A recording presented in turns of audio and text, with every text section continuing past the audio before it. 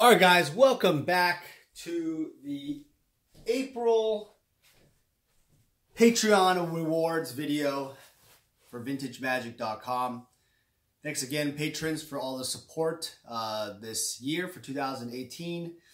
I've been doing this patron thing for, well, since last year, and it's been going pretty good. And we've grown some patrons here and there. I know my patron channel is a little different than like Rudy's and other channels. I kind of mimic Rudy in a way where I offer, every month, I offer like really good deals on specific products and such. Some are new, some are old. I try to focus a variety of it, so this way you get a range for your collection. But, I mean, obviously the entry level is pretty pricey. I think the player tier is $25, the collector tier is $50, and the investor tier is $150. There's a bigger tier, high roller tier is $500, but no one signed up for that, but that's okay. Basically, I'm trying to go for, to offer more valuable, expensive reserve list type of packs for a good deal. The price point needs to be a little higher. Also, there is the gamer tier, which is $10 a month, and I believe you can get 5 $1 packs or 1 $5 pack shipped to you every month. Now, so those of you who've been following me since the very beginning, you guys can delete the video or not watch the video and pause it, whatever you want. Skip it over. The people that haven't watched this before, the way it works is you will go to the Patreon page. The link is below, and you would just basically email me your address, your phone number, the tier that you're on, and also the what you're buying and the prices. Usually it's just a copy and paste of what's below this video or on the Patreon page. Actually, it's not a lot of work at all. The reason why I do that is because if I don't get those details, then I've had people just say, I want this tier, or I mean, I want this box, or I want this pack, and I'm like looking like, what? You know, I mean, what does that mean? You want this box? So if you don't do that, it makes it very difficult to process your order. All right, so, I don't know. All right, so let's talk about Masters 25. I mean, other people have called it Iconic Masters 2.0. The beginning of the end of Wizards. I mean, whatever you want to call it. People have called it so many names. I wanted to give you guys my thoughts on the set after the pricing. But obviously, the pricing below, I'll have the information. It is $150 a booster box or $5 a pack. If you want to do a pack, if you can't afford a booster box and you just want the packs, that's fine. If you want to get the booster boxes, and that's fine. Or if you want to get both, that's fine. Shipping for this is not free because the price is very, very good.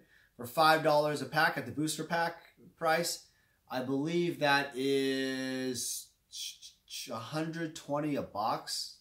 Holy mother of God, that's pretty damn cheap. If you buy the booster box, it's $150. For the packs, obviously, you get a limit of, I think it's 2, 4, and 12 for the player, collector, and investor. The boxes are the same 2, 4, and 12 boxes, but some of you will cannot obviously afford a box, so I give you guys the pack option also, or you can get both. That's kind of what I thought. I thought it'd be a really good deal. Looking at on eBay, online, I think I've seen them at anywhere from $170 to $180 to $200 a box. So at $150, I mean, you really can't lose. I mean, at this point. So, and I honestly don't see the boxes going lower than this price very much. Main reason why is because talking about Masters 25 and the whole Masters announcements, they recently, well, weeks ago, they announced that Modern Masters and Eternal Masters would no longer be printed in any kind of series and run. Well, who knows if they're going to break that promise? Who knows if they're going to relabel it and make it some theme set? Probably will happen in some weird way. A lot of experimentation going on with Wizards. I don't know. I don't buy it. I don't trust them. I don't think, you know, I wouldn't trust them if I were you guys. You know, it's very confusing. There's no, you know, like I told you guys before in my videos, there's a lot of like, well, maybe this will work, this masterpiece thing. Well, maybe, you know, this little modern thing or Eternal Masters 2 reprint will work.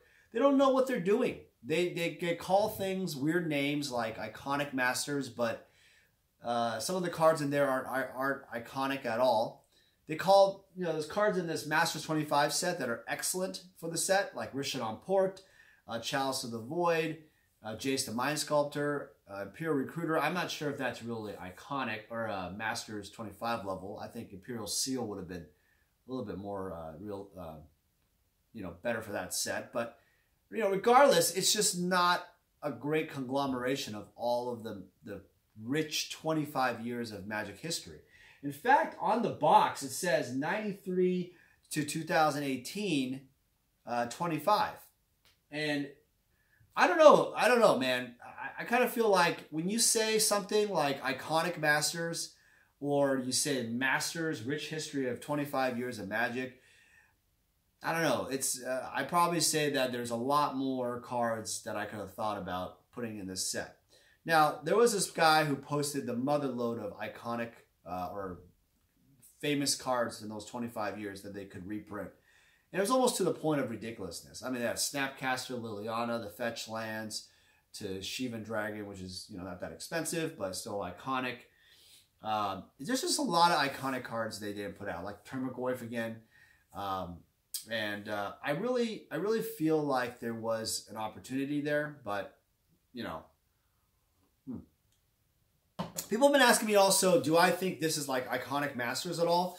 No, I don't think so at all. The main reason why is because there are lots of little cards that really are, you know, special and first printing in its weird way. Like Rishadan Port got a new artwork. It was on Magic Online, but now you have it on paper copy, and you can get a foil version of that, which looks really nice.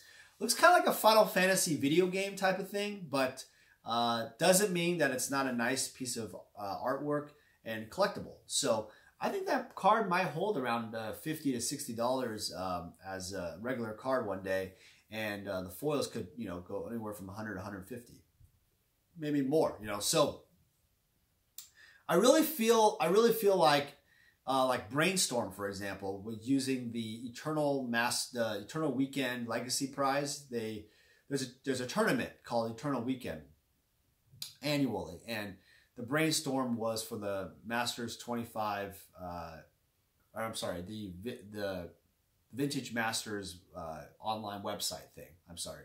And so basically they use that as an actual, I believe, the prize for Eternal Weekend, and they use that for the online, Magic Online.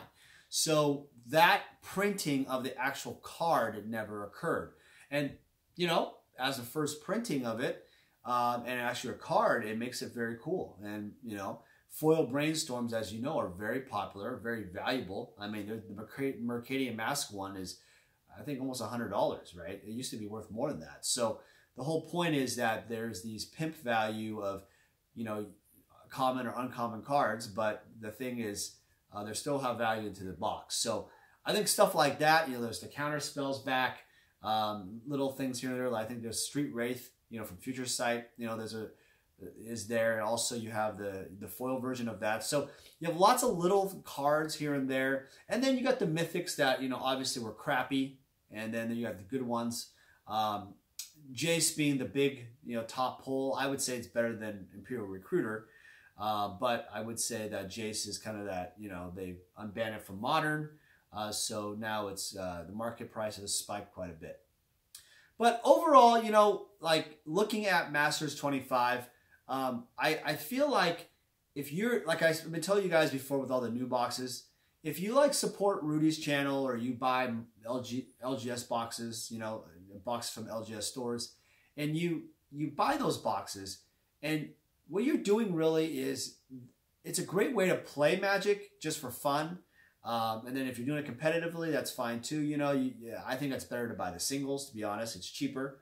But if you just want to play, draft, open some boxes, try to do a little, you know, kind of gambling in a way, right? If you find these boxes, you could make money, could not, right? And so the fun of opening packs is really exciting. And I think the surprising part here is that I think recently the Modern Master series, the Modern Master 1, 2, and 3, so basically Modern Masters 2013, 2015, 2017, and they have Eternal Masters. They've all risen in prices because of this announcement that they're not going to do this again. And I think what's really interesting about these type of things is that I think these Masters boxes end up becoming very collectible in a way. I think in time, I wouldn't be surprised if this Masters 25 box, because it has that allure, that kind of like, it's 25 years of Magic history. I got to have that box, right? Sealed, and then maybe have one open, but just to have it and as in my collection, I wouldn't be surprised if people over the years start thinking about, hey, I want to collect these different Masters boxes in my collection. And I think the value of them could go up, I wouldn't say accelerated to 300 that quickly, like Modern Masters 2017, but I wouldn't be surprised if it's over $200 in a few years.